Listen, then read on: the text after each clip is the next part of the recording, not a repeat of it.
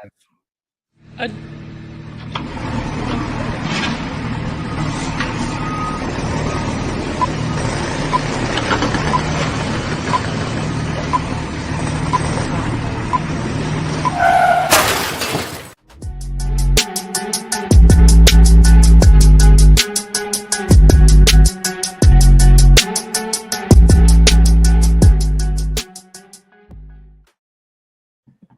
What's up, everybody, and welcome to another edition of the Gary Williams Know My Lawn Furniture Show on this Thursday, April 17th. What's going on, fellas? Not much. Little ball game last night. Blast. Yeah. Speaking of blast, how about that homer in the second inning? Was it the second inning? Second inning. I want to get this out of the way right now. I called it. I looked at CB. We did a little CB, Charles Bitzelberger send-off. Good luck in Florida, buddy. Yeah. I looked at him. I go, grand slam. And then 2 pitches later, see ya. Yeah. Opposite Taco, too. Oppo Taco, man. Right into the bullpen. I love that. CNL Perez missed it, though, with the hat. That was the most disappointing part of it. Oh, I didn't see that part. Yeah. You know how he always tries to catch the ball in the hat with the bullpen, or in the bullpen with the hat. I said that backwards. But yeah, awesome game last night. It was a little frustrating game the night before, but yeah, you can talk about the experience at the yard. Was it crowded there last night? Did you have some fun? Was it cold? A little cold, little windy, a little breezy, but it was fine. I mean, I wore a hoodie and jeans, but it is probably about like 20,000 people, 24,000, somewhere around like 20 to 25,000 people. I mean, it wasn't packed. I mean, look, these are weird weather times, so you don't know if it's gonna be cold or hot. Now I got a question for you guys. So this is a little bit of a topic we had yesterday. You go get a bag of nuts from the stand. Are you getting pistachios? Or are you getting peanuts? Peanuts. At a baseball game, peanuts. I'm never going to get pistachios. Yeah, CB and Justin Kiss are just slugging pistachios. I don't know what's going on there. You know? So, I mean, here's the thing. If I had season tickets, I'm going to mix it up. Because I'm just going to get sick of eating peanuts all the time. Yeah. Peanuts. I'm going to get sick of eating peanuts all the time. So. Well, we know you're never going to get sick of that. So when growing up, when Dusty and I had season tickets, we'd always stop at the stand outside and pick up some peanuts. And I know every once in a while we'd switch it up and get some pistachios just because you got to. Nothing against pistachios in general, but it just doesn't scream baseball to me. It's peanuts and sunflower seeds and Cracker Jacks, right? Yeah, peanuts, sunflower seeds, Cracker Jacks, and hot dogs. Yeah, popcorn. No. Get out of here with that. Get out of town with popcorn. But then go to the movies. Popcorn. Go to the movies. I will say that pistachios are a superior nut. And if we're going to be grading, we're going to be drafting nuts. I'm taking pistachio. Are we taking the products too? Because there's no pistachio butter. Well, there might be, but I don't know what it is. I think there probably is. There might be. It would be really weird. It's probably you can butter anything. It's probably like a gross green looking color, and I don't want anything to do with it. Looks like matcha. You could butter anything, right? I got nipples, Greg. Can you milk me? Milk me? I know there's almond butter, and that stuff's good, but I don't know about pistachio butter. Here's another thing from last night. We took an actual taxi cab, not an Uber. Wow, really? Yeah. Old school. Living in Ocean City, I guess that probably happens to me more often just because they're always kind of outside the bars. And if your Uber's not there, you can just hop in the cab and cancel the Uber right away or whatever. Yeah. But yeah, that doesn't happen in Baltimore. What happened? Did you just happen upon one or what? I thought they were extinct with the dinosaurs. Well, so we go to obviously the Hilton is out in left center field, and we walk there. That's where all the Uber stands are and stuff. There were no Ubers, and there was just a taxi van sitting there, so we just grabbed it and went. Huh. Also, the Uber we got to the game from Canton, I literally looked the guy in his soul and was like, "Please take the tunnel." So you know exactly what he did. He went through the fucking city. Yeah. And we're just sitting on Pratt Street or Lombard, whatever the hell it is. Yeah. And just in stagnant traffic. I'm like, this It's is the worst. It's the worst. So, just go through the tunnel. We'll pay for the toll. I'll pay for the toll. I'll give you cash. I'll give you cash for the toll. And all the jack wagons behind me, CB, Justin Kiss, and Sean. And look, I love those guys so much. They just made so many tunnel jokes the entire fucking time that I'm like, Jesus Christ. Got to. I would too. I mean, I would too. And I'd be the guy in the front seat, like so uncomfortable. That was me. Shut up, everyone. Shut That up. was me. Yes. I'm just like shaking my head. I'm like, it'd be really cool if we went through the 2 now. I mean, he brought it on himself. I mean, yeah. can't feel bad about it. English. He might not have spoken English, so that might have been a little bit of a language barrier problem. But I even did like the motion, like turn right. No. Yeah. It would have been sick if we went through that thing that's covered, goes underground. Yeah. I don't like being by the water. I want to be under the water. Go through the tunnel. Anyway, so yeah, but the game was great last night. Called the Grand Slam shot. Ate a lot of peanuts. Drank a lot of beer. Had a good time. Hell yeah. I mean, you can't call it every single time that the bases are loaded. You're bound to get it right once in a while. Mm. Well, the topic came up because Jackson Holliday's first home run was a Grand Slam. True. Yeah. That's why the topic got brought up. Either way. Did you see the sidewalk drivers? What was there people driving on the sidewalk last night? I didn't see any sidewalk drivers. Connor Norby got activated by Miami. Also, Kyle Stowers, hot start to the season for Miami. Good for him too. That trade is looking worse and worse every day. But we still haven't seen everything out of Rodgers yet, so holding out hope. But yeah, game last night was good. Dean Kramer, 5 1/3, 4 hits, 1 earned, only 2 Ks, but that's not really his game. He's kind of a miss barrels kind of guy, like Brooks likes to say. The Holliday Grand Slam got us off to the nice start, and then a couple more homers later in the game. Still in the middle innings, we had opportunities with guys on base. I know Mountie hit that chopper that ended up in a double play somewhere. I think that was like the 4th or 5th inning. But yeah, I mean, it seems like we had more opportunities, and I mean, I can't complain. We ended up with 9 runs, but they were the 8th inning was kind of an explosion. I just kind of want to start seeing that a little earlier in the game. But I'm not trying to complain. It was a nice win last night after a pretty frustrating game the night before on Tuesday. Do you want to see Grand Slams earlier than the 2nd inning? No. Okay. There were more opportunities in the middle of the game that we just didn't get runners over. We didn't get. I know what you're saying, but I'm just going to be a dick. I know. You're coming out feisty today, buddy. What's going on, man? I don't know. Oh shit! You're on a latte early? Wow! What on a Thursday? What's going on, dude? I got my meetings are done for the day. After this, my lovely wife and I have our little day date that we do every week. So. What are you doing? Meeting some friends out. 1933 Lounge. Go there and have a few cocktails. Maybe bar hop a little bit. I don't know. Who knows? See where is that downtown Carmel or yeah. Right. That's awesome. That sounds like fun. It's gonna be close to 70 here today. It's gonna be a nice day. Wow. That means the weather's moving this way too. Yesterday in Ocean City, it was like 60 degrees out, but it was gale force winds. It was so windy. Zachary. What's up, Zachary? How you doing, buddy? What's up, Mr. Pigtown Sports? How you doing, buddy? Man, speaking of Zach and Foy have been interacting quite a bit on Twitter. Foy's been feisty. I feel like Foy's been feisty this week. What's going on? Is he in his period? I don't know. He probably is on his period a little bit. Oh God. I mean, to be fair, he's trying to defend Brandon Hyde a little bit, and I mean, we all have been Hyde supporters here for a while, and I can confidently say I think we've all had a frustrating start to the season with Brandon Hyde here. I'm not ready to say get him the fuck out of here, but yeah, coach pitched last night and couldn't throw strikes because the wind was so bad. Yeah, that sounds like a nightmare, dude. How long did that game last? Those Lakeshore winds will get you, Oh man, dude. Was that Lakeshore? Yeah, he's down there at Lakeshore. Is it Lakeshore like a whole new complex now, isn't it? Yeah, that's what he was telling. He was texting me the other day. He said they've like completely blown that place up into added all kind of different fields, and I don't know. I wouldn't recognize Pasadena probably now if I went back there. No, you probably would, man. Other than like Rivera Beach and shit like that. That never changes. It was an hour. We won 1-0. No one wanted to be there. That sounds like an April coach pitch game to me. That reminds me of my childhood. 1-0 coach pitch? What are you fucking throwing frisbees? He was throwing with the wind. He was throwing blitz balls. Yeah, he was. He had those things moving, dude.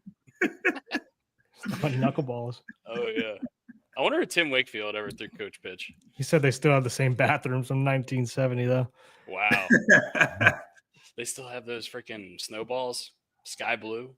Sky blue. Egg custard with marshmallow fluff. What was your snowball? What was your snowball flavored?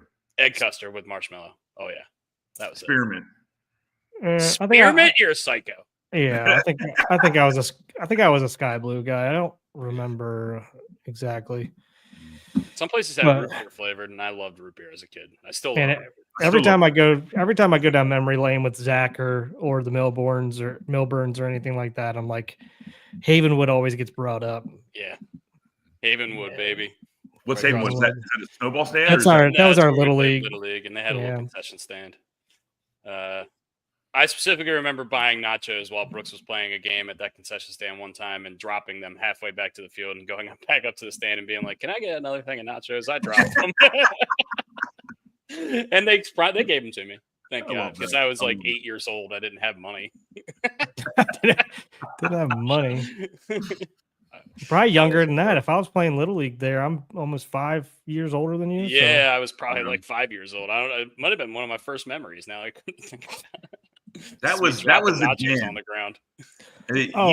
You would literally play baseball games, Little League baseball games, to win, so you could go to get snowballs. Yeah.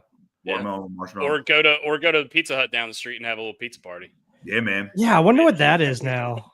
Definitely not a Pizza Hut anymore. Like, is the roller rink still there? Is Lucky still there? There's no way. It's probably a Subway. When I used to go over there to some of my friends' house who lived behind Havenwood, we'd take our bikes down to that Subway. Breaking news that Pizza Hut just closed. What? Oh, that's crazy. Right next to BB&T Bank. Oh man.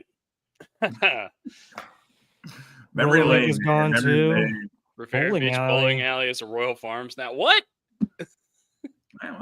Oh man, times have changed. Times they are a change. Maybe a change. And I remember that what's going on with Lucky's, and also that small little Royal Farms that was on Mountain Road right there, right before you got to Havenwood. And I can't remember what the name of the road is that ran next to Havenwood, but there was a small, tiny little Royal Farms there. I wonder if that's still there. Like, it looked like the original Royal Farms. That's where they slaughter the chickens. Yeah. All right. Let's get into some stuff. You want to touch on Lee Corso? I mean, this is pretty. I hate to say it's big news, but it is big news. I mean, he started College Game Day. He's the original. 4-decade-long run, and he will retire apparently in August. So I guess that means, I don't know what that means. Is he going to do one last thing? He's going to sign off as the College Game Day analyst in August. Nice. That's beginning of the season. He turns 90 August 7th, by the way. I mean, so maybe they're just going to do the first College Game Day and let him do his sign off before the year starts. Oh, that's going to be waterworks. Like Kirk Herbstreit is going to be August. I mean, August is the beginning of the season. So the show began in 1987, and he's been doing the headgear thing since 95. So that's 30 years doing that headgear thing every single week of college football for the last 30 years. I mean, we grew up on it. I'm 30 years old. It's been my whole life. I've been seeing Lee Corso on College Game Day on every Saturday that there's college football, putting on that stupid headgear, whatever team, or saying not so fast, you know. But also, I mean, just an awesome personality in sports that we got for a really long time. And I just, I'm going to miss it.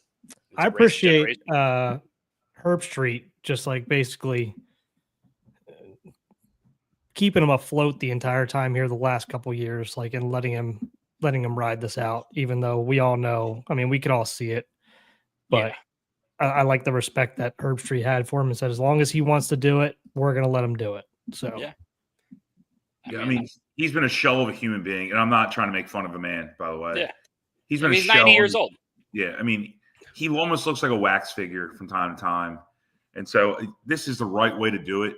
Honestly, I mean, and Herbstreit has been phenomenal. Herbstreit has talked about it many a time on various platforms about how this is Lee Corso's show and they're just along for the ride. Yeah. So, I mean, good for all of them, and let them go out with one and whatever the game is. And it really should be, because I think he coached at Army. I think Like they really should do. This is just me speaking. Army, and I think he coached at Indiana too. And maybe just let him go out like at his home, for lack of a better term, home field. Like they should have the game there, because like look, week 1 games are bullshit anyway. I mean, do you like this better that they're doing it? And I'm assuming it's going to be like the first. It's week 1, so it's basically going to be the first week. I know there's a week 0, but they're sending him off on week 1 as his final one. Do you like this better than like maybe last year doing like his final tour? Yeah, I do, because those last games mean a lot, and people want to focus on the game. True, you're right. I like that. Yeah. These games don't mean that much early because you have a 12-team college playoff, so you can really just focus and hone in on Lee Corso and let it be about him. Plus, he probably didn't make the decision until recently, right? Like for all we know, ESPN may have thought that he was just going to come back and do this whole season business as usual. Mm-hmm. And he was just going to do that forever. He wasn't ever going to retire. So maybe he made that decision more recently. By the way, Maryland QB coach for 6 years, 1959 to 1965, and then coached DBs at Navy for 3 years, and then was the head coach of Louisville and Indiana. Coached at Indiana for 10 years. All right, so he's a Navy guy. So maybe he does a Navy game. That would be really cool. Yeah, that would be really cool. He also 5-13 as the Orlando Renegades coach in the USFL. Interesting. Yeah, I think I think you're right, and he's an emotional guy too. So I don't know if he was probably like, I can't stand to do that. He'll get emotional every single week if they did that, because every campus would be showing up and doing something special for him, and he'd get emotional. He's probably, I can't handle that. And the signs would be out of this world. Oh, and I always thought, like, going back to Herb Street, I thought it was awesome here the last couple of years. Like, even when you could see Lee lost his train of thought or didn't know what to say or something like that, He'd pick him up. He'd pick him up. Mm-hmm. Like they all would pick him up. It was pretty cool to see. Yeah. I mean, it's getting to a point now. He's on screen maybe like if let's say game day is 3 hours, he's on screen maybe like 10 minutes maybe. Yeah. He doesn't say much either. So a lot of time, I think towards the end last year, he was just doing like picks basically. So I'm sure his health is probably, I mean, we've seen it over the last couple of years, but it's probably gotten to a point where he just can't do it. Yeah. And the travel's got to be, I mean, look, I'm not 90. Yeah. But I mean, the travel's got to be fucking brutal for him. Oh yeah. I would agree. Just while we're on the college football topic, I saw this Nico Iamaleava guy, the guy that left Tennessee because he wanted more money. It looks like UCLA is the front runner to get him. I know there's a couple schools, but it's going to be less money than he was asking for at Tennessee, regardless. So what do you guys think about that? Do you just think that this whole situation is super weird, or do you have any thoughts on that? I mean, you get what you deserve. I mean, you went into the portal late. You held up your you held your college hostage, and so you get what you deserve. I mean, I don't feel bad for the guy. He's still making millions of dollars. So you said that UCLA is giving him less or more? It says UCLA is the front runner. They're not 100% like the team that's going to be giving it, but they said the money is. It says the headline is UCLA is in talks with QB Nico Iamaleava. I can't pronounce it. Nico, I can't pronounce it for less money. For less money, basically. Okay. Is what it says. Yeah. Yeah, I agree with you, Bri. I think, and once you do that, I do kind of like that Tennessee was like, fuck off. Like, we're not negotiating. Yeah. And I mean, also, these other schools have to be like, culture wise, like, do you want everybody on the team knows what's going on? Do you want that guy coming in and being like, no. So, yeah. I mean, he better be a world beater. Like, it doesn't seem like he was. So I was listening to, I think it was on Russillo's show, and I can't remember exactly who was talking about it, but they were saying basically his dad is his agent. And I would imagine this is the case in a lot of these college NIL negotiations and your parents. So if your dad's your agent, you got to think about it. The agent doesn't have to maintain a relationship with the school as like a normal agent would. You know what I mean? So they can burn that bridge. So basically his dad just went to Tennessee and said, hey, we want $4 million or bust. And Tennessee told him to go fucking pound sand. And they don't give a shit because they burnt that bridge. They're not going to go back to Tennessee. It doesn't matter. And I wonder if that's going to be a trend line going forward in college football, because these parents are probably negotiating quite a bit of these NIL deals as opposed to agents who like the agent of like Drew Rosenhaus is not going to burn a bridge with the Colts over this kind of deal. You know what I mean? Like, you think this will be a trend line moving forward in these NIL deals? No, I don't, because honestly, like to your point, Dusty, like these guys, the father, I'm going to bet money he's not a certified agent. Like Drew Rosenhaus is a certified agent. Yeah. So these parents are, for lack of a term, milking these kids to get their kicks, and they're probably signing terrible deals. And I remember McAfee always brings it up. There's one kid, I forget what school it is, so I apologize, and would love to give courtesy if possible. Like, they signed away 25% of his life earnings to an agent. That's with an agent, though. But that's crazy. Like, that's crazy shit. Like, so if that kid, whoever that kid is, I forget. God, I wish I could remember the name. Yeah, it's somewhere like to the Southwest, out there somewhere, like Nevada, like UNLV or somewhere over there. Let's say that kid hits it big and makes like $100 million from the Colts, using the Colts as a reference, and just you're giving away 25% of your life earnings because you're signing a bad deal because you want to get money quick, and like maybe the parents made him do it, the family made him do it. So I don't think this is a trend. I think what you're going to see now with all this new legislation that's getting passed is you're going to have to see like certified agents, contracts, stuff like that, where people aren't getting screwed over. Well, not only that, with rev sharing, it's essentially going to be a salary cap, so they're not going to be able to do this. Mm-hmm. So there's only going to be, and they haven't settled in court what the ins and outs of it's going to be quite yet. I guess I thought it was coming down April 8th, or maybe that's when it started. I don't know if there's been an official ruling yet that's kind of like summed it up yet, because I haven't seen it. No, I haven't seen it either, but I think it's going to be around $20 to $25 million. A lot. Yeah, I've seen 20. That's what I've been seeing, a lot of 20. So it's basically going to be a $20 million for the entire team. Figure out how to use it. Salary cap. And that's why, like, when Kevin Willard, I hate to go back to your "that's a shame" from Tuesday, Brooks, but I'm going to. When Willard's like, I'm going to go to Villanova because they have more NIL money. Who gives a shit? It's not going to matter. Everyone's going to have an allotted amount. Yeah, it's going to be. Well, I guess in terms of it, you're going to have a allotted amount if you can raise that much money. But I guess speaking of, since we were just brought up Kevin Willard, 6'8" Villanova freshman forward Malcolm Thomas from DeMatha just entered the transfer portal. Thomas is the son of former Syracuse standout Etan Thomas, if you guys remember him. Oh, former Wizards great Etan Thomas. Yeah. I remember that guy.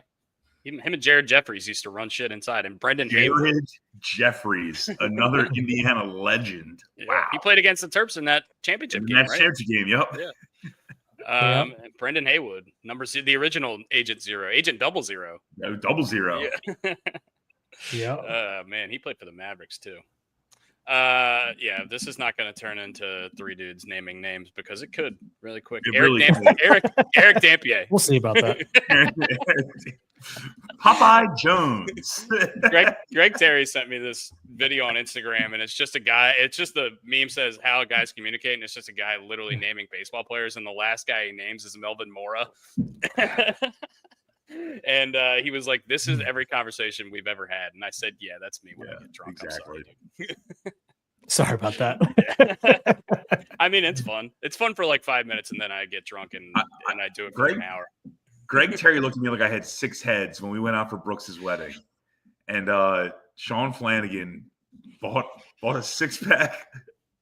He bought a 6-pack of Angry Orchards from a gas station near your wedding venue, Brooks, and he couldn't get the twist off open, so he tried to hammer it against like the side door, and he goes, "Raj, I'm driving," and he's like, "Raj, I can't get this open." I go, "You're fucking trying to drink an Angry Orchard, and it's not a twist." I literally stopped at a red light and just threw the bottle out the window and smashed it. I go, "It's fucking open now, dickhead." And Greg Terry looked at me like I had 6 heads. This guy's insane. Oh my God. Oh man. Also, going back to like this 25% of like lifetime stuff, that's basically what Tatis has done, Fernando Tatis, with that terrible deal that he signed. Like, I guess somebody collects some sort of earnings that he signed on this deal with this agency, which basically like groomed him into an MLB player. I forget how that whole situation went. Not only that, I watched this documentary on Puig recently. Oh yeah, that was nuts. About how he came over on a boat and like smuggled in.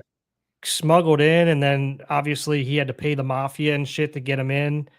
And then basically like the mafia was in his ear like the entire rest of his career, which wasn't terribly long because he was so freaking scared of what was going to happen, and they just kept asking for more and more and more and couldn't focus on anything but like, if I don't play well, then I don't get paid well, Or they're and going to then kill your family. Like we're going to go kill your family back in Cuba if you don't start paying up. And then he pays up, and then they ask for more. And then somebody else got involved too. I forget how the entire story went, but I was watching that and I'm like, all right, I got a little bit more respect for the guy now, even though like the guy was a jagoff, I thought, in the league, but now I kind of understand why.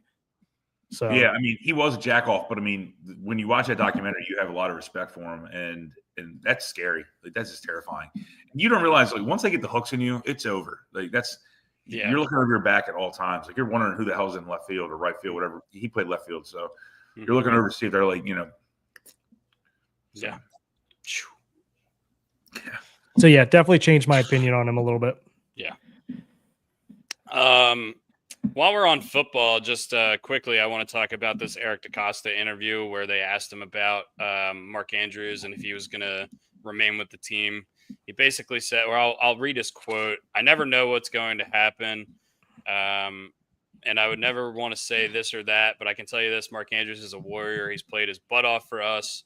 And then he continues his competitiveness, his talent, and leadership are so valued here. He's a great player, and I think we're in the business of keeping as many great players as possible. So there's always a lot of unpredictability with the draft. You just never know.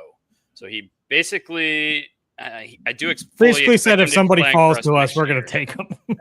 He said, I do fully expect him to be playing for us next year. He's just too good of a player, but it doesn't seem like there's long-term plans for Mark Andrews unless something happens in this draft that we don't see. Because I know we still have Isaiah Likely, and I know that they like him as a pass-catching option.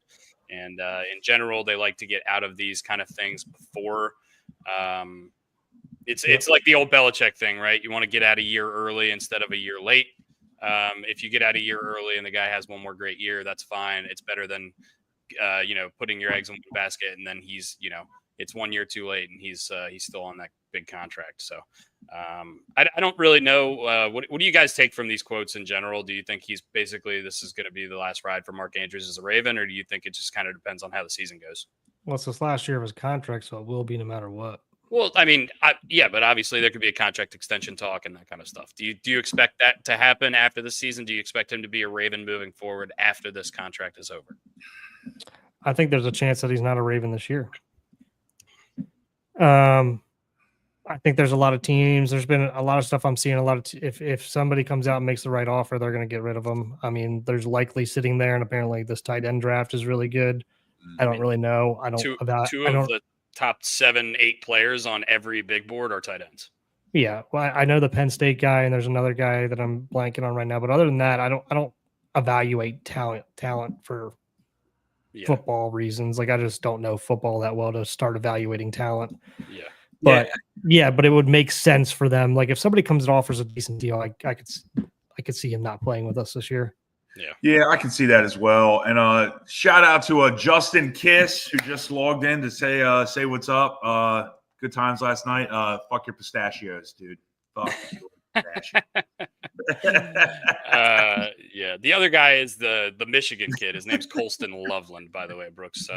Tyler Warren is the Penn State tight end. Mm-hmm. Tyler Warren's going to go in the top 8 or 9 most likely. And I think this Michigan kid right behind him is getting a lot of fucking Rip Curl Kiss. He doesn't know anything about sports. He just goes go team. Yeah, he hopes both teams have fun.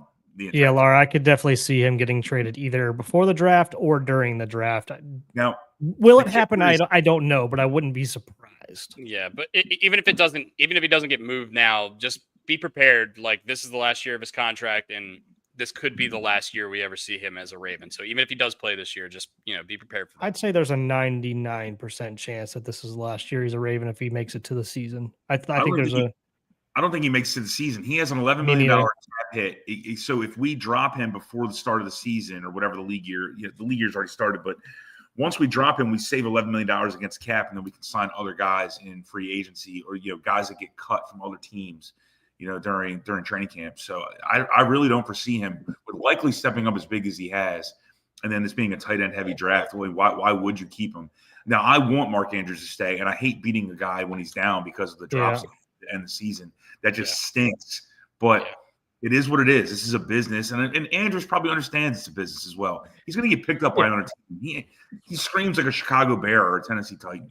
Well, I want him to stay for the year just to kind of have like a comeback tour after last year and kind of right the ship a little bit. Like not that I don't think he needs to or anything like that, but I just don't want all Ravens fans' last memory of Mark Andrews being that drop. Yeah, I just think that sucks. But I truly, like, if I'm putting money on it, I really do think that Mark Andrews is gone before the start of the year. I mean, I don't think he's getting dropped. He's getting traded. He's the franchise leader in every major receiving category. Like he's the best receiver. He's going in the Ring of Honor. And he's 29 years old, by the way. Like, it's not like he's an old man. I mean, you get into that age with tight ends, but I mean, I think Kelsey's 36, 37 now. He was very productive. And I mean, even last year, he had a bad year by his standards, but still a very productive tight end season.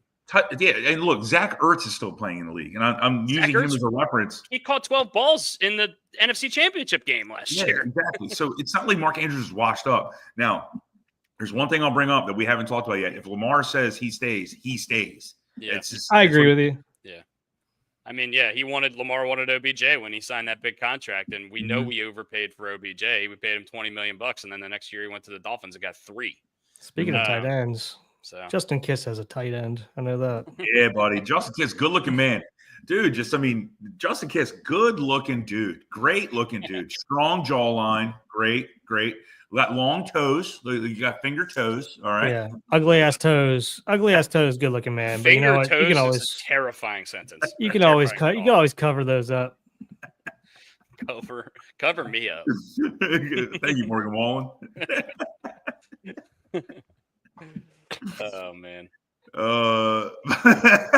Yeah, you gotta buy him a drink. You gotta buy him a drink to get to those toes. All right. Yeah. We're not asking. We're not on Fee Finder here. Nick Taylor tied for second in the golf tournament going on right now. Screw your Canadian golfers, dude. This is where Justin Kiss could come on. He can talk golf, man. He loves golf. In the RBC. Justin Kiss and Brooks are the same person off the tee box. They swing for the fences every time. You have no idea where the hell it's going. Oh yeah, Brooks is home run derby on the tee box. Home run derby. I'm kind of a home run derby everywhere, even on the green. Yeah. I got one speed that's as hard as I can. Yeah. If there's a 40-yard pitch shot, Brooks is swinging as hard as he can. Oh man. I think our friend Haley just texted. She goes, "I just almost wrecked the car when I heard finger toes." Yeah, finger toes is a terrible thought. Andrew's moved to Cleveland to hug Flacco. Could see it. But I think they're in the business of keeping as many draft picks as they can. Yeah, they're not going to be trading draft capital.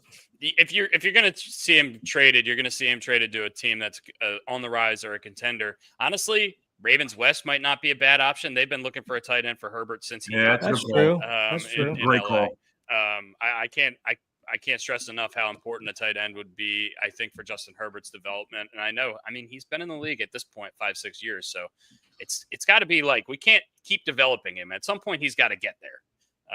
So I think put the pieces around him. And I know, McConkey was really good for them last year. And QJ had a bounce back after his rough year, but I can't name a tight end on their roster. I'll tell you what I could name. Like, is there a whiter name, like a more southern white name than Lad McConkey? I mean, it just rhymes with honky. Like Bryce or like Tanner or something. Yeah, I don't know. Lad is not like a name though. It's what you call somebody if you're in Ireland. Lad? The land of Ireland. What? That's what you call someone if you're in Ireland. Lads and lasses.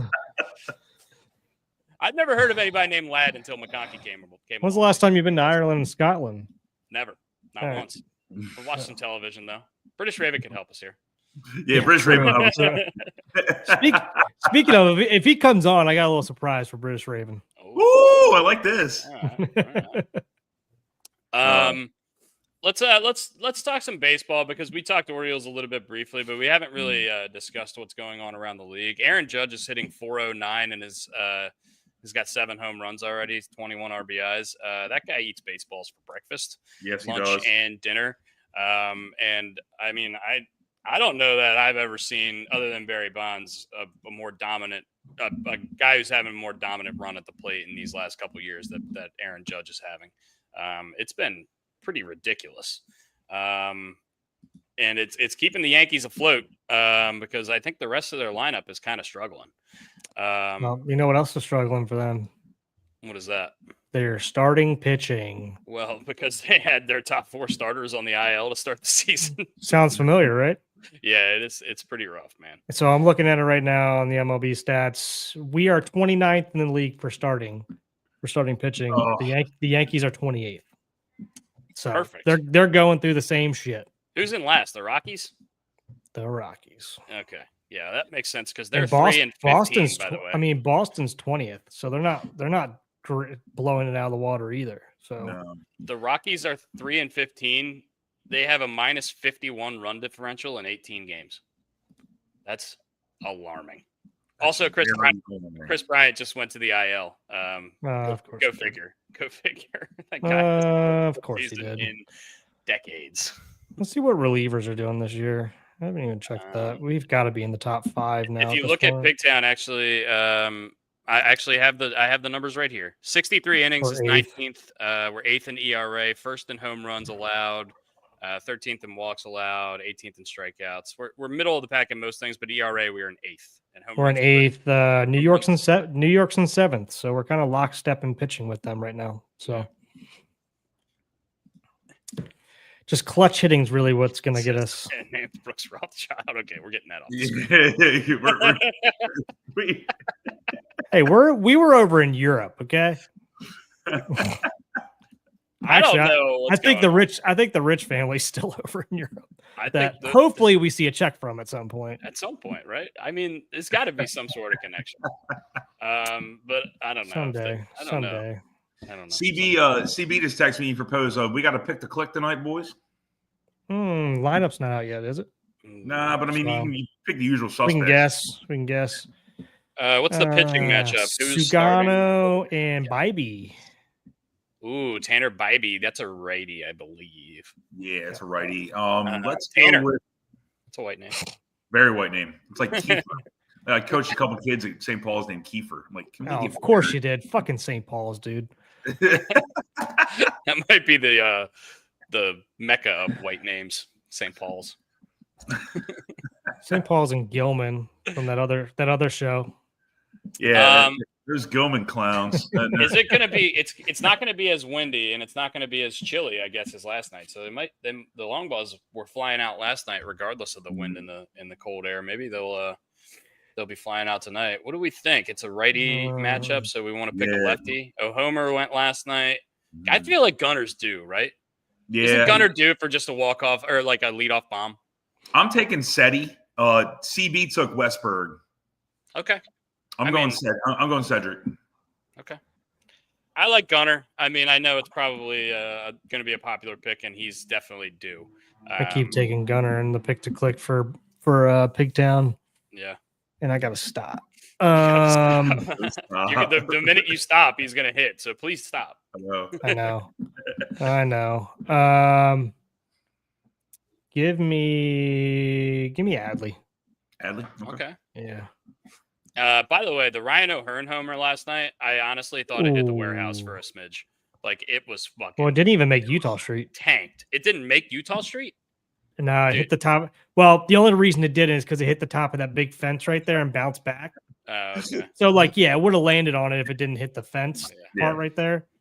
But, yeah, technically, it's not going to get a thing. That puts in perspective how hard Ken Griffey Jr. must have hit that fucking baseball, because that ball last night that Ryan O'Hearn hit was fucking torched, and it didn't even reach Utah Street.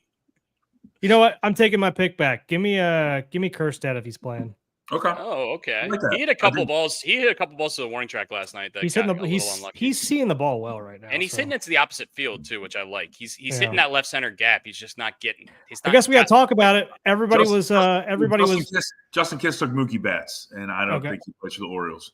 So, no, I don't think he does. I would love it. I love it. Big midseason acquisition, maybe, you know. We got to talk about Curse Silent J's catch last night. Everyone was messing in their pants on Twitter about it. So it was awesome after Ramon Laureano kind of made a mess of that pop fly in left field. We really needed that catch out of Kerstad.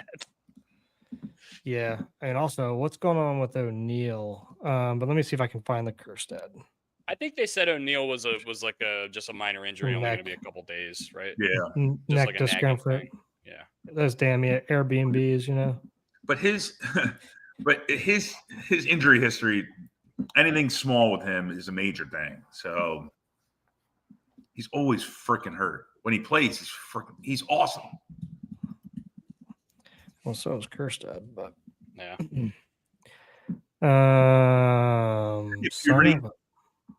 What? Does Kerstad hit puberty? His face is such a baby face. Yeah, he does have a baby face. Mm-hmm. Hey, man, that'll get him. That'll be great for him later in life. Mm-hmm. All right, dogs. Was it dogs at the yard last night? Right? Yeah, bark in the park. Pretty awesome. How was that? It was pretty cool. I mean, we were. I hate to say this, we were in club level, so like I'm not bragging, but like the pup thing was like down like the left, like third base side, like right by the foul pole, and it was pretty packed. Hell yeah! Did you see any like Great Danes or any crazy like Saint Bernards or anything? Yeah, I saw two big. They look like either bull mastiffs or King Corsos. Two big guys, and they had two big boys, and they had little hats on, little caps. Baseball hats, like ice cream helmets. Yeah, awesome. Yeah. I got a picture on my phone. It's pretty sweet. Oh yeah, dude. I wonder if they had ice cream helmet, like puppy ice cream helmet. They actually, and to Laura's point here, they had a pup cup race off as opposed to like the hot. No, they still did the hot dog race. They did a pup cup race off. It was pretty sweet between two dogs. I love that. Yeah, that's awesome. Yeah, I know this had a 60% catch probability. Did you? I'm assuming you guys have seen this. Yeah. I mean, I watched. It's not the it's not the greatest catch in the world, like everyone was making it out to be. But it was nice. It was nice to see a good route and catch that ball. Yeah, put it that way. Yeah, I definitely agree. And with Silent J out there, you never really know what you're going to get. So that 60% is for like an average left fielder. I don't know if that's for him. I'm getting yelled at by Katie. The picture I sent her, they were Great Danes. I'm sorry, they were Great Danes. Scooby, you don't know what Scooby looks like? I'm sorry, Katie. I got the dog breeds wrong. It's okay, man. You're not a canine expert. Bullpen looked good again last night. Yeah. What we saw out of CNL was actually really promising last night. I liked him last night. Brooks, you got something to say, so go for it, man. His velo's down, and I don't love it. But I mean, yeah, I mean, anything is better than what we've seen, right, in terms of results wise. Yeah. But his stuff just doesn't look great at the moment. But he did. I mean, he had a scoreless inning. So, I mean, what's his velo normally? Like 92 to 94, somewhere in the 4 to 2s? No, like 96. Yeah.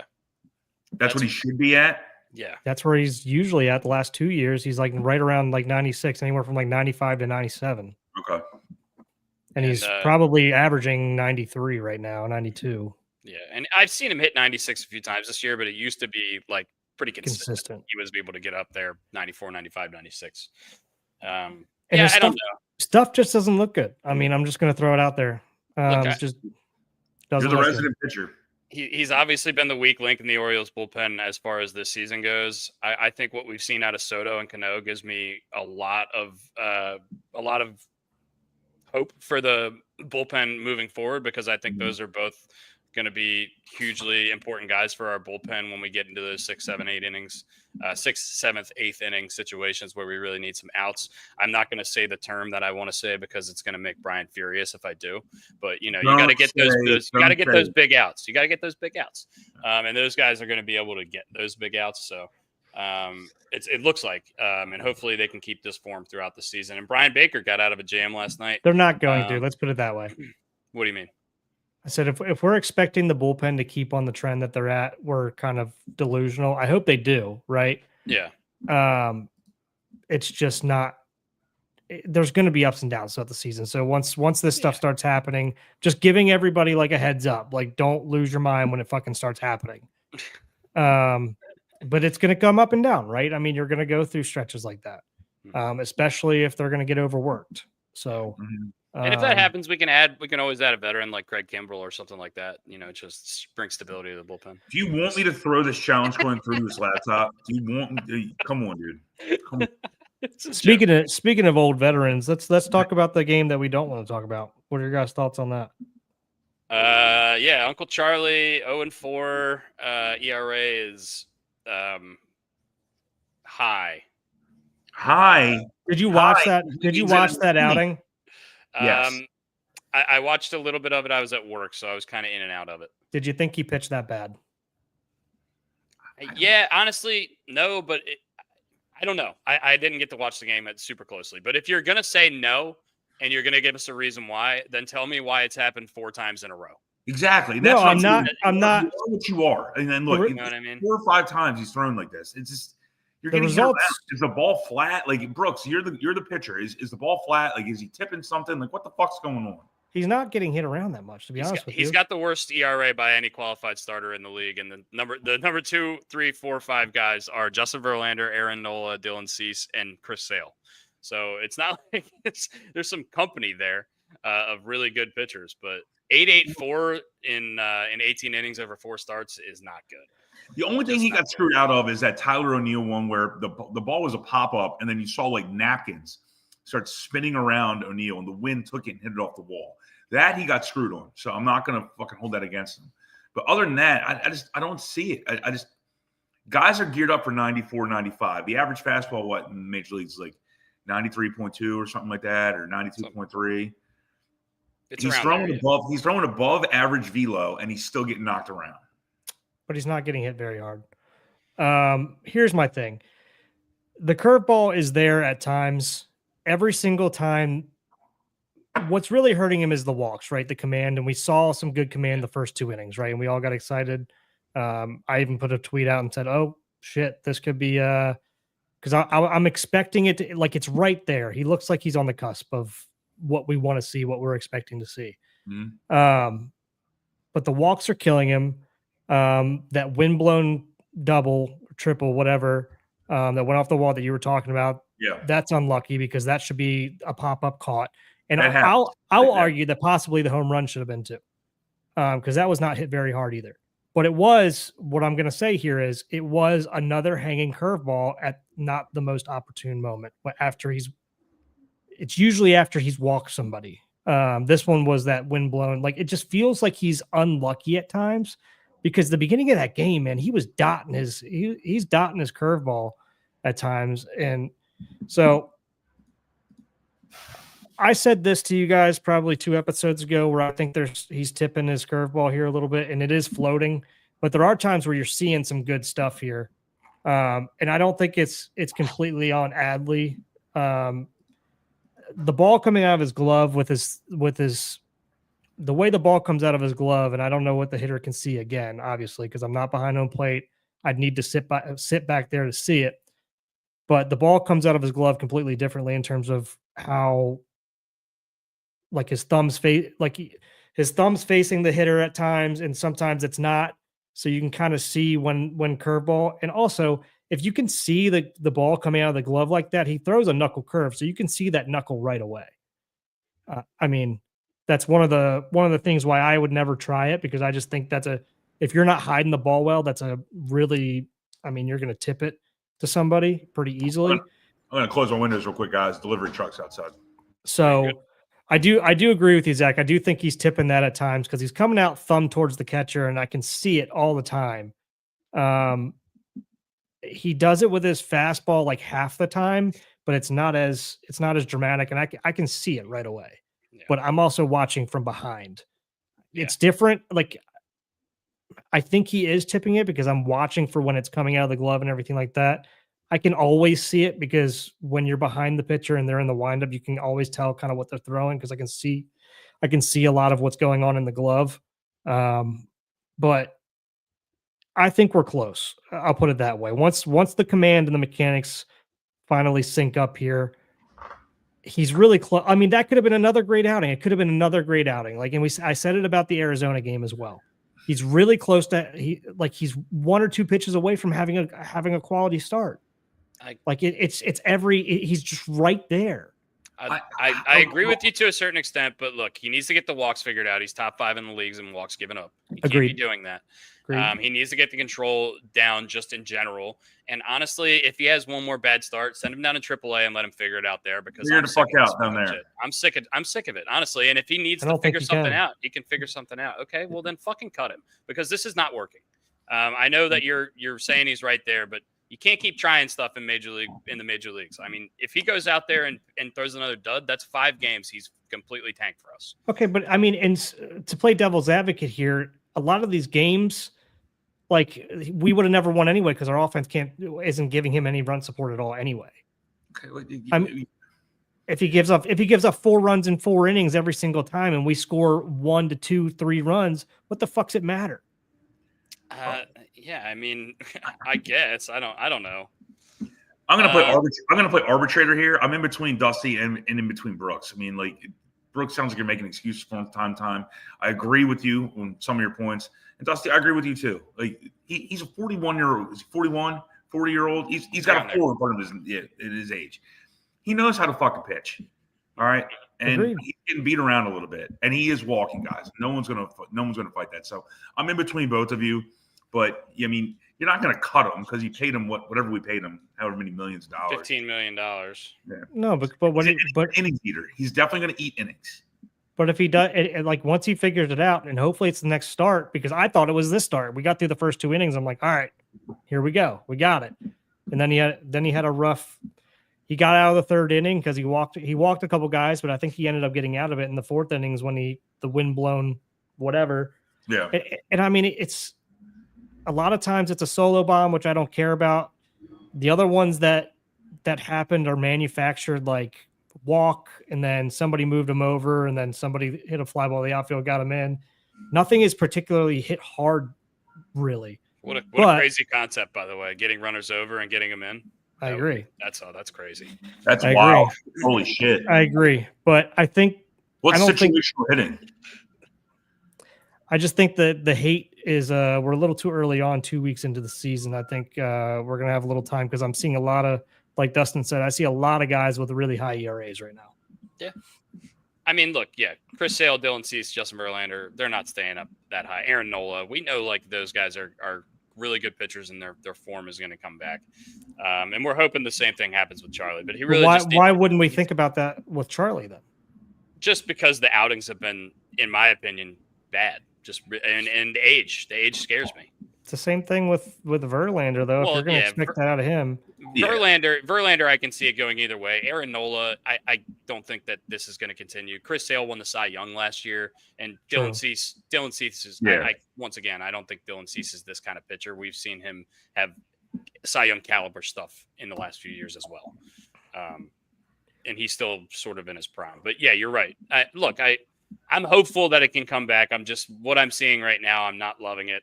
And we'll see. I don't really know what our move is. And honestly, we don't really have any better options anyway. So what else are we going to do? We still don't know who's going to start the game tomorrow night, right? Still TBD. No. We think it's going to be Brandon Young, but we're not 100% on that. Because still says TBD. Rotation as it goes is Sugano tonight, and then DBD tomorrow, and then Povich, Morton, Kramer, Sugano. That's basically our rotation. So we're thinking it's probably going to be Brandon Young in that first game against Cincy, but we're not 100% on that yet. So Yeah, I mean, I just pulled up what you had, Dusty. I mean, I see Charlie Morton obviously is number one in terms of like the worst. Verlander, Nola, Cease, Gillespie, Chris Sale. There's also Carlos Rodon, Walker Bueller, who everybody wanted us to get as well. Mhm. Justin Steele just went on the IL to end his season. Tommy John. Zach Gallian's on here. Gavin Williams, who pitched against us last night. Yeah, he looked bad, by the way. He didn't look like he didn't know where the ball was going. He was floating stuff right in the middle of the zone all night. Luis Severino, Zach Wheeler, Michael Waka. I mean, there's Kikuchi, Luis Castillo, who everybody wanted us to go get. So it's Is there a better name than Waka? Waka, Waka, Waka, Waka, Waka. Is there a better name than Waka? Waka is so. What about this dude we signed for our bullpen named Blewett? We didn't talk about he's our second best reliever. I mean, this guy, I thought he was a kicker for West Virginia because I remember there was a kicker or a quarterback for West Virginia called Blewett. I'm like, you cannot have that name. It's like having the last name Turnover. Bullpen has a 2.06 ERA without Perez. I love it. And I mean, and that's with Felix having a high ERA too. Yeah. So I mean, that's just going to come down as well. Boys, or it's going to go up. I got 5 minutes and I got to roll, but I just want to transition real fast off of baseball. And I know this is a fucking hard transition, but I want to bring up Serena Williams coming out and talking about Yannick Sinner in tennis. And I'm sorry for Brooksy. I know you were going through some stats with bullpen stuff. I'm so happy that Serena came out and said something. For those of you that don't know, Yannick Sinner is the number one men's tennis player in the world right now. He's won multiple majors.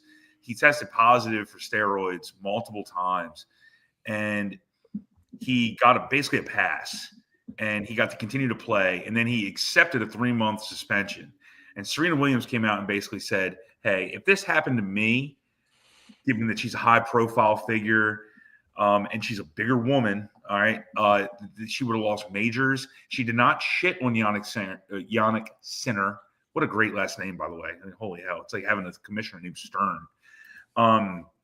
Like, congratulations to Serena coming out and saying, like, if this happened to me, I would have been screwed and I would have lost major titles.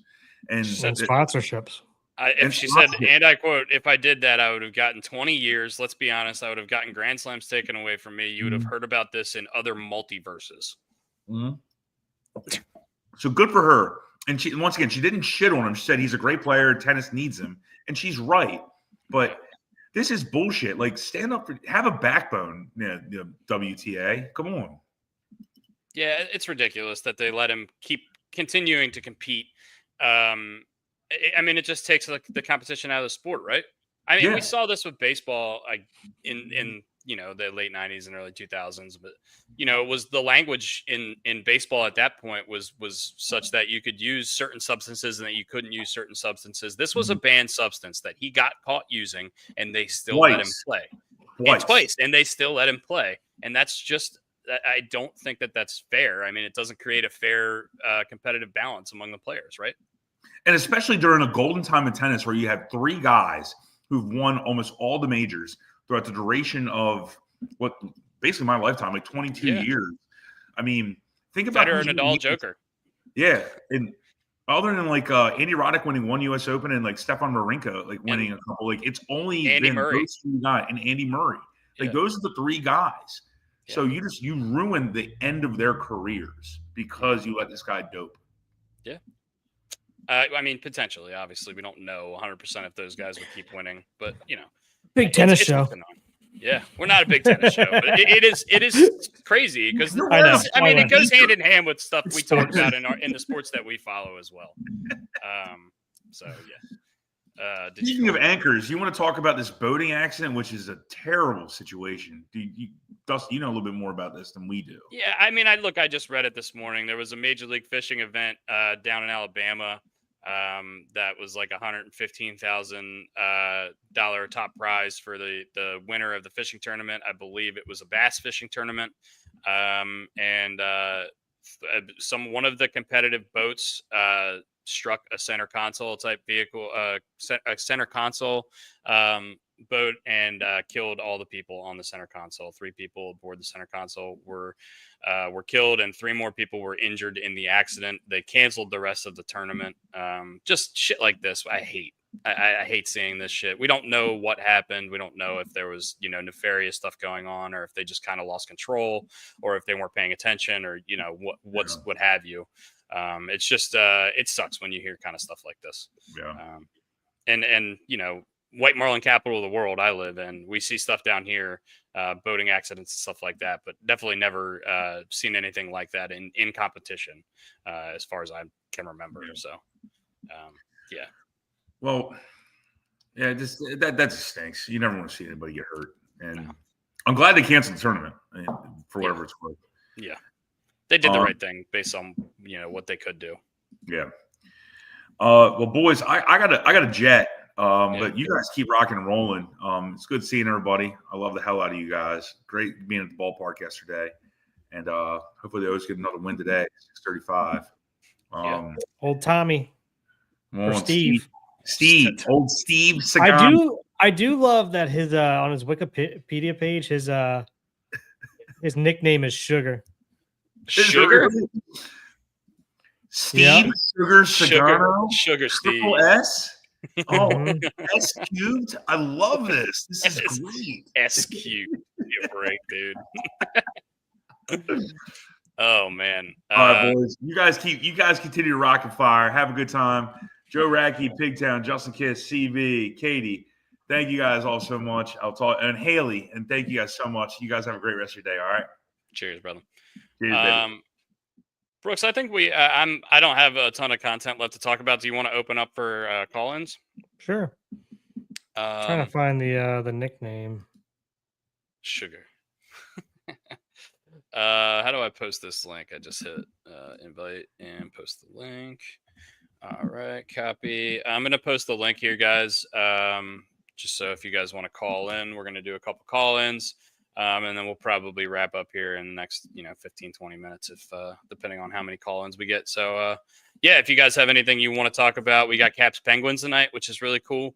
It is game, let's count, 72. This is game series. 82. This is game 82.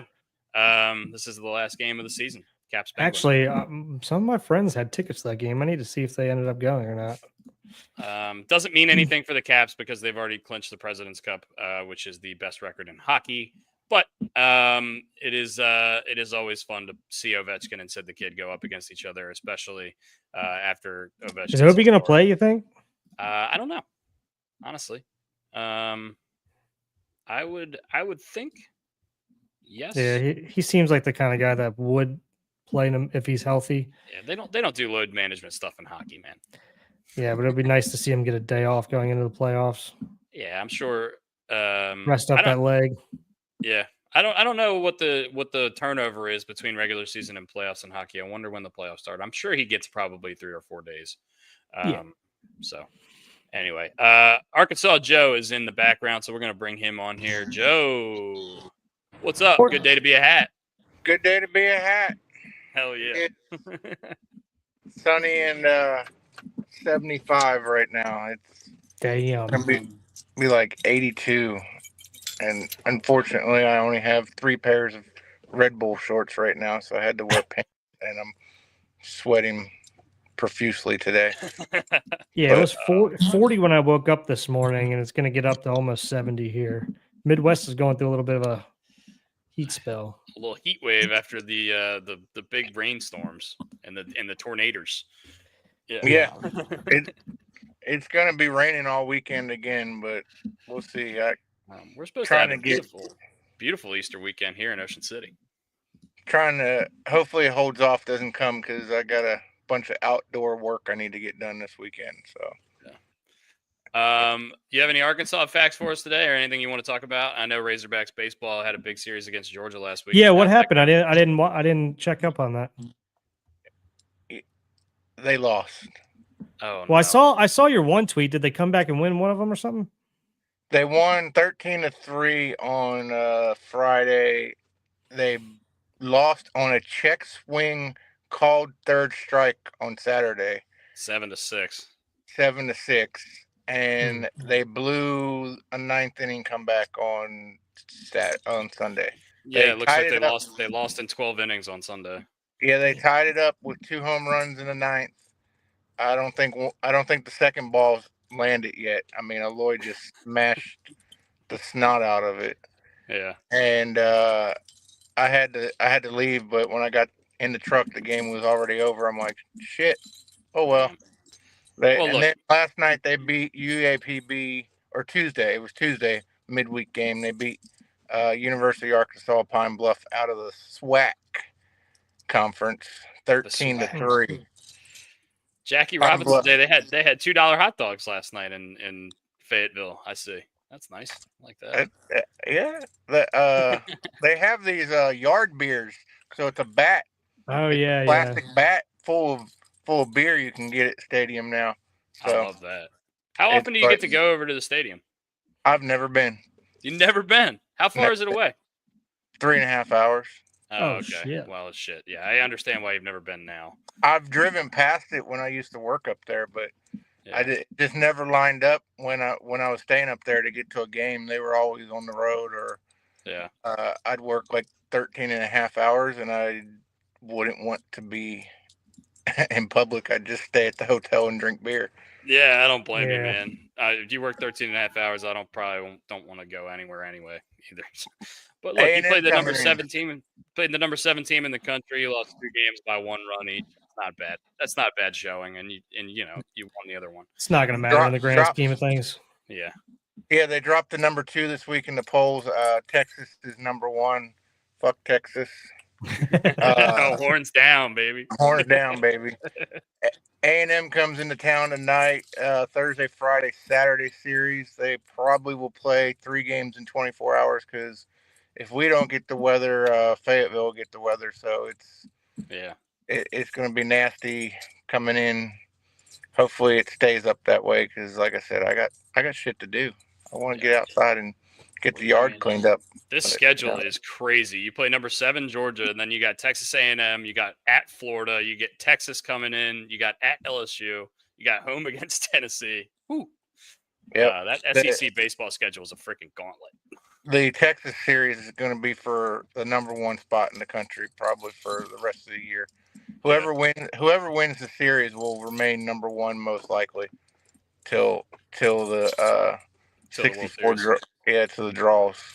Yeah, I mean, in the grand scheme of things, it's not going to matter until like conference tournament stuff and then getting the regionals and wherever you get picked regionals. The baseball conference tournaments don't mean shit though. It's not like basketball. You don't get an automatic.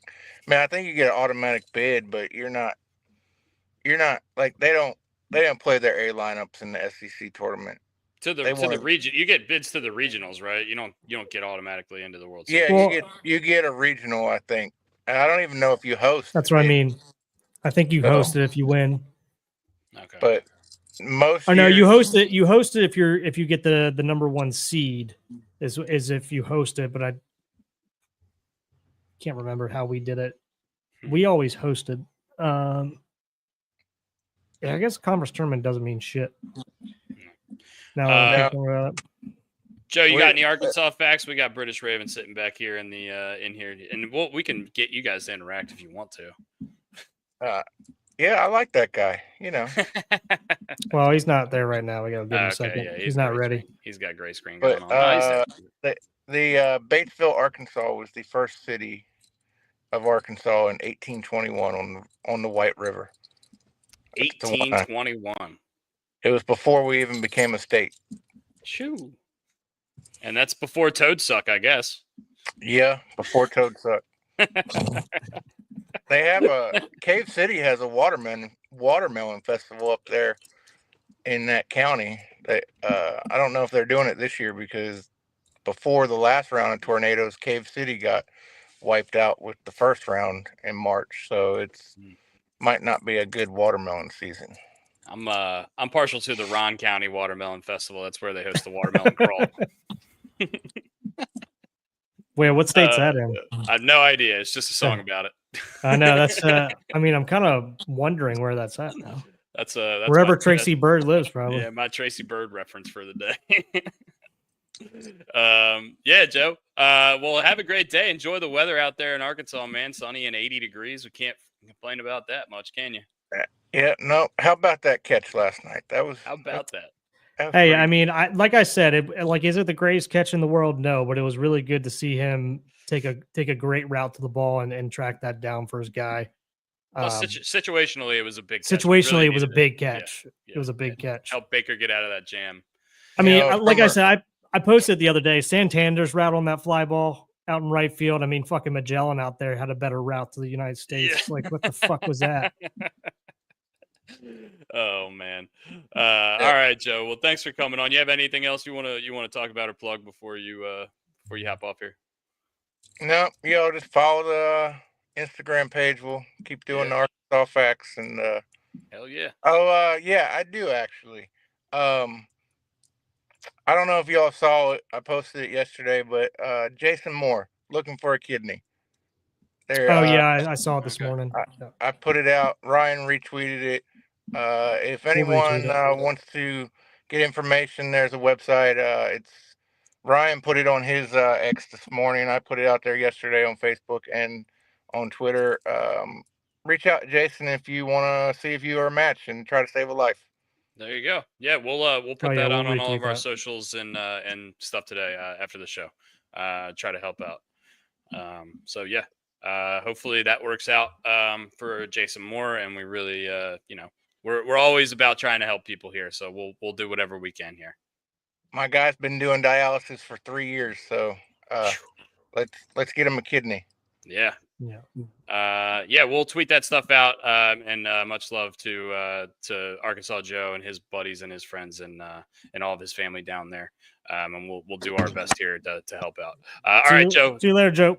Thank you very much. We will see you. I got a little surprise for the next guest that's coming on.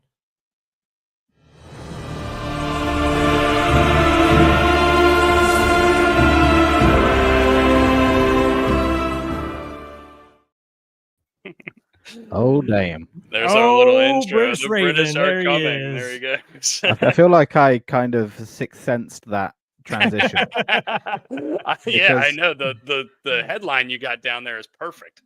I knew nothing the of British that. are coming. So we're going to chalk that one up to the good vibes. That's Hell awesome. yeah. I'm working on Joe's too. Oh, God.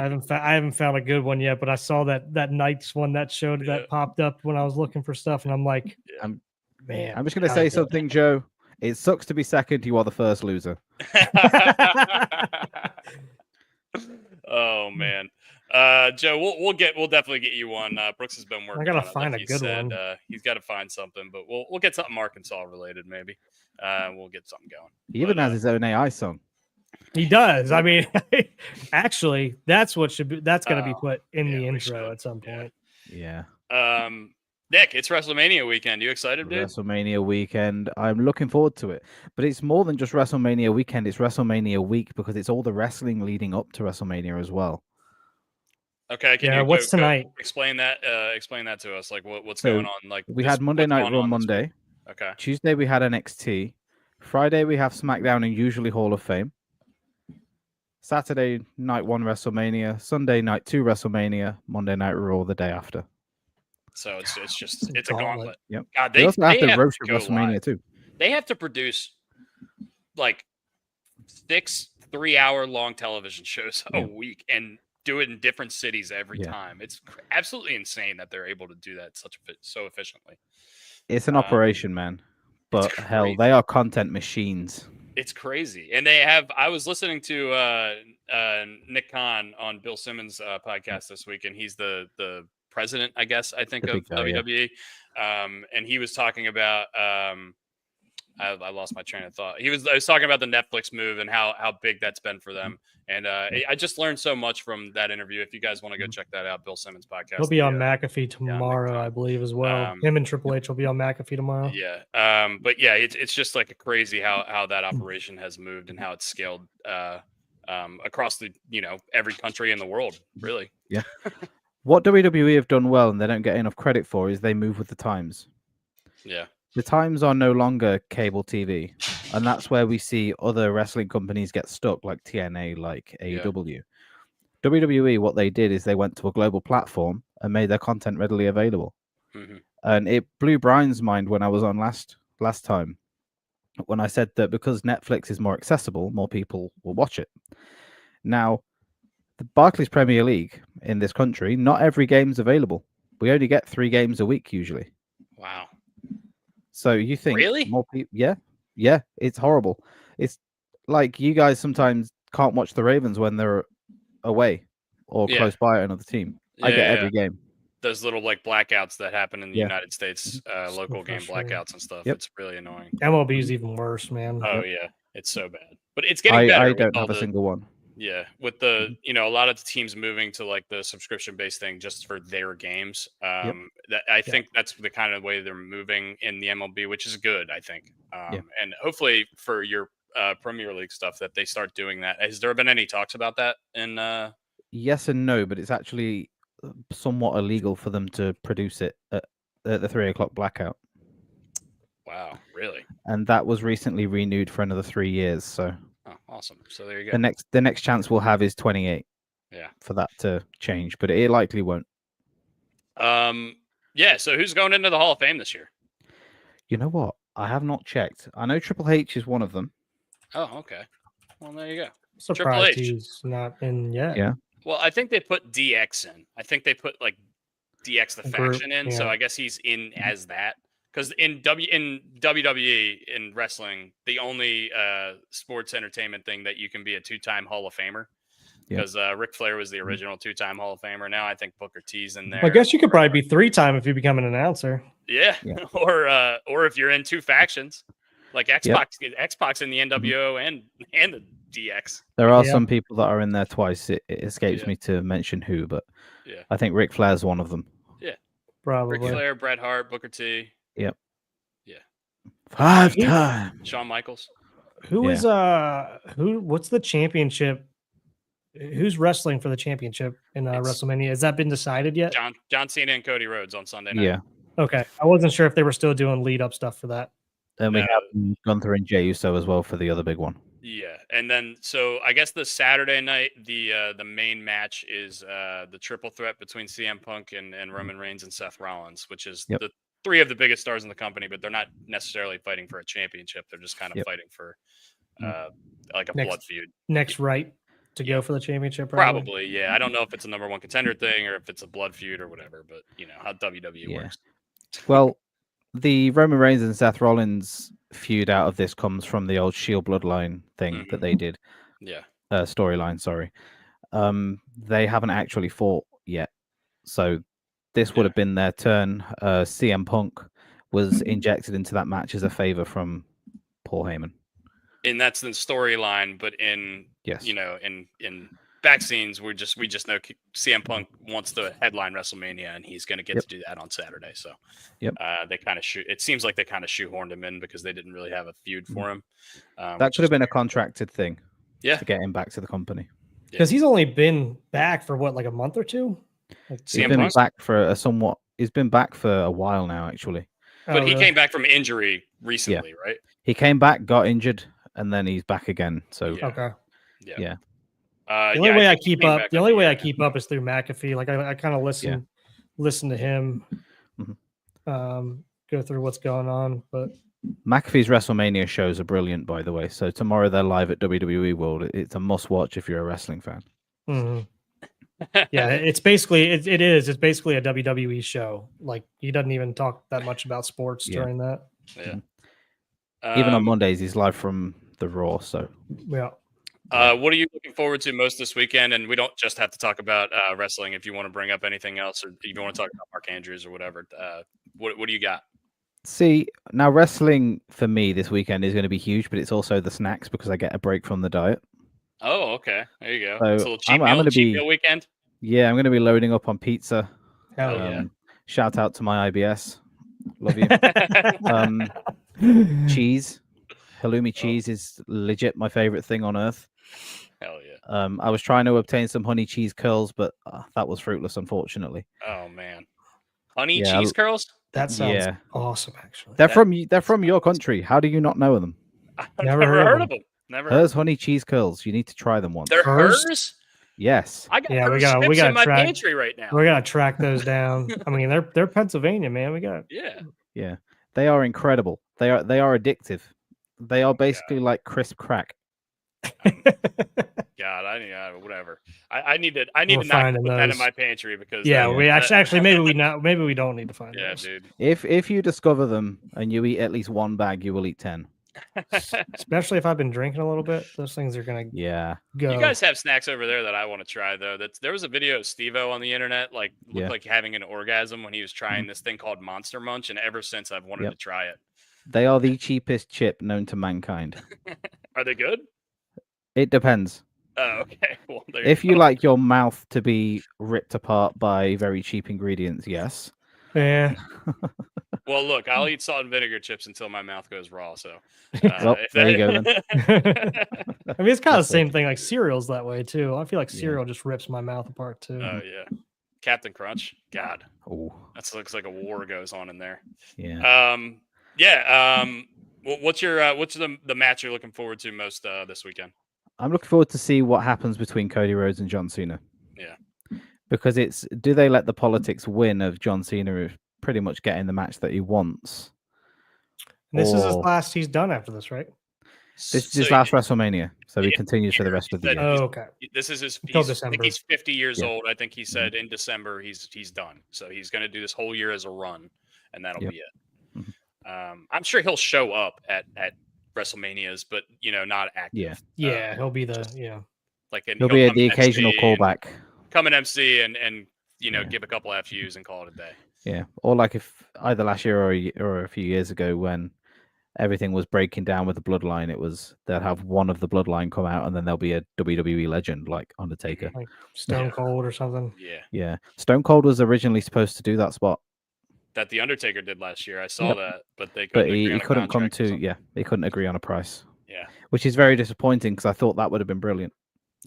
they could have just kept. They could have kept bringing out the heaters, man. They could have Yeah. brought Triple H out. They could have brought Yeah. Kurt Angle out. They could have just Mhm. kept throwing haymakers at us. It was WrestleMania Endgame. That's Yeah. what I did people love were to saying see online. I did love to see Undertaker come out that last time and back Yeah. to the American Badass. Oh yeah, that was Oh, on absolutely. NXT. Yeah, Yeah. Yeah. That gimmick was very underrated from the Undertaker. I agree, man. It was I actually necessary, kind of too.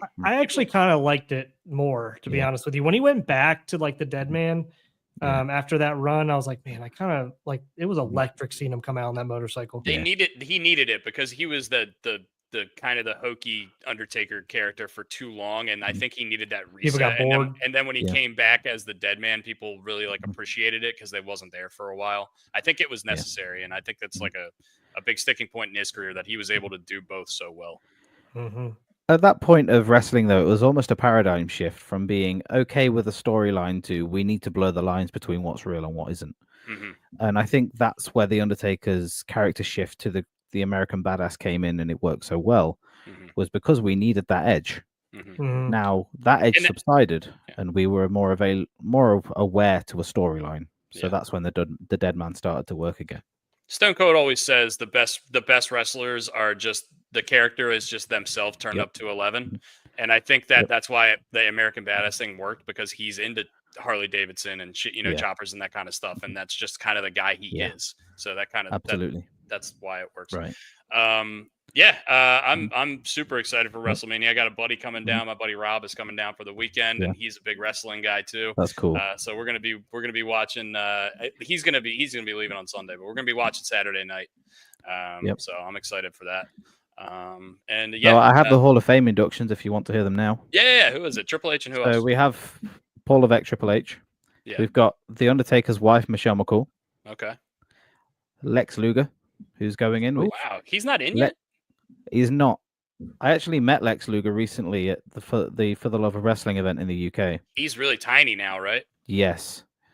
Yeah. If you look at his old pictures, he looks nothing like the man that's in them. Steroids But did he's- a number on that guy. Yeah, as they did for a lot of wrestlers in that era. Oh, what's up, Paul? How you doing, buddy? Hey, Paul. There's a pirate in here. Ooh, ahoy. Lex Luger recently has been working on trying to walk again. So oh shit, he can't walk either. he's Wow. he's in a wheelchair. So Jesus. I think he's working with DDP. That Yeah. guy's doing amazing work for a lot of wrestlers that Yeah. were a little bit down on their luck. Mhm. He repaired Jake the Snake as well, which Yeah, and Scott Hall before he Yep. unfortunately passed away. that was very Yeah. unfortunate. And Butterbean, if you guys haven't seen that Yeah. recently, Butterbean's been Huh. Yeah. DDP I Yoga. heard that. I haven't heard that name in a while. Butterbean, yeah, that was a big, We big also- 90s thing. Yeah. We also have the natural disasters going in. I don't know that I know what that is. They're an old stable. Okay.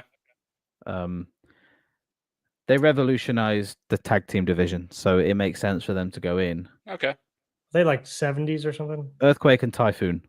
So oh, late I know 90s. Earthquake. Yeah. They were against the Legion of Doom a lot in that era. Earthquake and Typhoon, and they were the natural disasters. God, they really came up with some shit back then. Yeah. They It was should have a had simpler Avalanche. time. Yeah, was they a should have had simpler Avalanche time. join them or something. Yeah. Well, you never know. I mean, Yeah, if the long form storytelling is still a thing in WWE, yeah. maybe there's a couple of guys backstage. That's awesome. Yeah. I'm sorry for my friend Paul, but I had to show this comment here. Fizzywick gets in Splickle Splackle with me. I'm going to pretend that I know what all of that is. I think somebody that's could just an wisen me up. It's just an Americanized like joke based on how it's difficult to understand how British people talk sometimes because you guys say things that we're not familiar with. And Well, you talk so they quickly. call things different stuff too. Yeah, they do. exactly. Would I it help think if I talk like this or no? Ooh. Worst finishing move of all time. Wow. Brian Rogers turning up on a show. Let's see. What is the worst finishing move of all time? I'm trying to think. I have one. The people's elbow. I mean, it's I not mean, it's just an elbow. It's electric, about- but it's pretty corny. Not effective. It's the electrifying electric. Scotty Too Hotty's worm. Oh, come on, man. The spinner-rooney's not a finishing move. That's just something he That does. was just what he just Booker does, T being yeah. corny. He did the scissor kick. His Yeah. move was actually awesome. Yeah. Probably my least favorite one is the weapon of mass destruction that the Big Show used. You know, where he just like cocked his fist and then went bang. Oh yeah, the punch because he didn't feel Yeah. like choke slamming people anymore.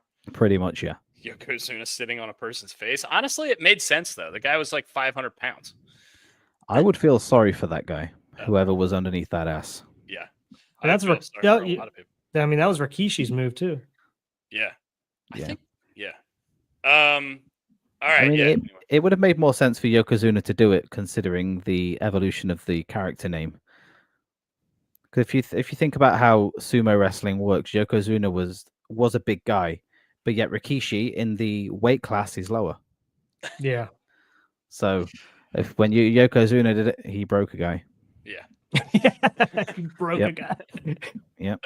That guy may never walk again.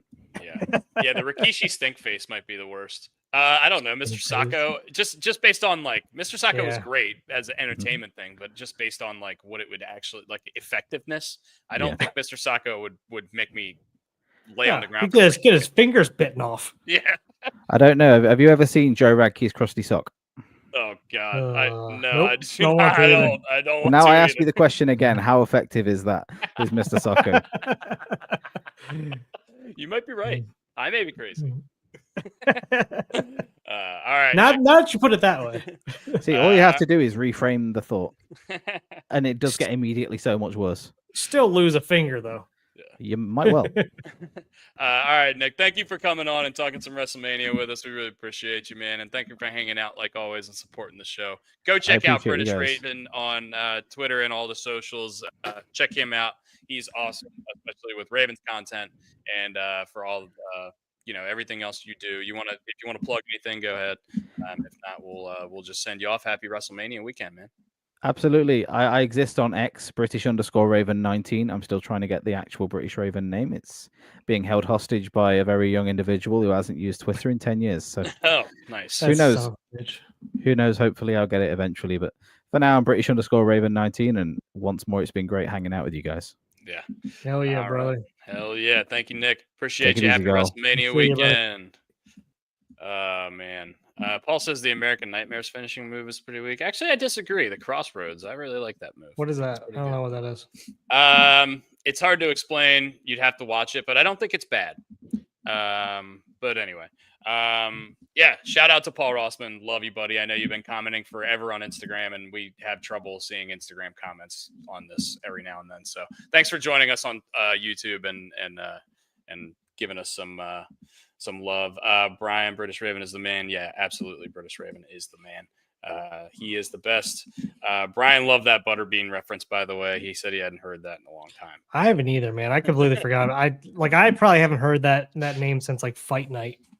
Oh wow, Fight Yeah. Night. That's a fucking throwback. Yeah, I forgot about those games. I don't even think they make boxing games anymore. Oh, chime in with more ahoys. Hell yeah. Yeah, Paul is recently gone to see Hans Zimmer in concert, and since he saw Hans Zimmer in concert, he's been telling everyone ahoy because so now he's a pirate. The Pirates of the Caribbean theme was his favorite of the concert. So yeah, we've been exchanging ahoys. But yeah, there's a pirate on our team. By the way, Scotty Scheffler and Justin Thomas paired together, both 6 under through 10 in the RBC Heritage Tournament. So this is it's going to be some crazy shit going on in that tournament. And also Matt Kuchar, who I shouted out on the podcast earlier this week, -4, 67 today. Came out of nowhere, but always plays well at this course. Just got to know. We got to wrap this up because I'm going to pee in my pants. All right, guys, thank you very much for listening, joining. Like, subscribe, join the Huckleberries. Thank you very much. Brooks has got to go pee himself.